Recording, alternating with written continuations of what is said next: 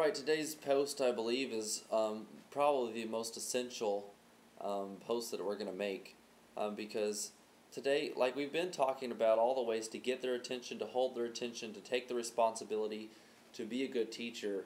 But today's post is that once you have their attention, communicate truth.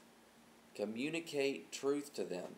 It's not enough to have gotten their attention, you have to teach them as well. It's not enough just to have them looking at you and being quiet and still, but the whole point of all the other things and all the craziness and all the wild and the kids screaming and jumping up and down and having a good time is only for one purpose and one purpose only.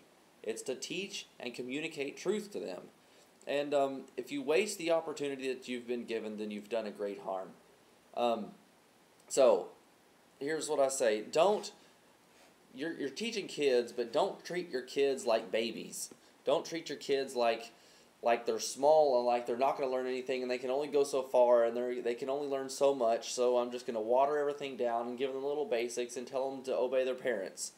Well, that's not necessary. We tell them to obey their parents, but we can tell them great and wonderful truths of the Bible, because if they will rise to your level of expectancy, they will rise to what you expect them to learn.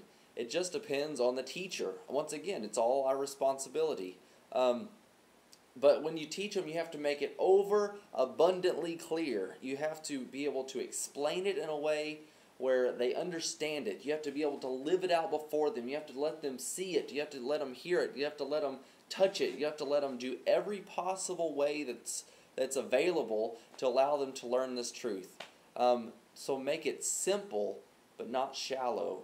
Make it simple, but not shallow. You can teach the most amazing truths if you do it well. And the better you know a story, the better you know a truth, the better you know a lesson, really the more freedom you're going to have, the more you're going to enjoy yourself.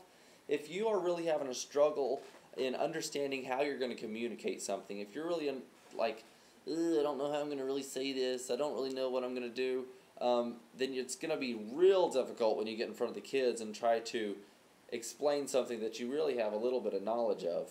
But really, if you understand, if you have a doctor's degree in what you're explaining, you could probably narrow it down to one sentence that would be very clear and very understandable, if that makes sense. So understand, and the better you know something, the better you understand the material, the better you can explain it, illustrate it, come up with different ways to do it.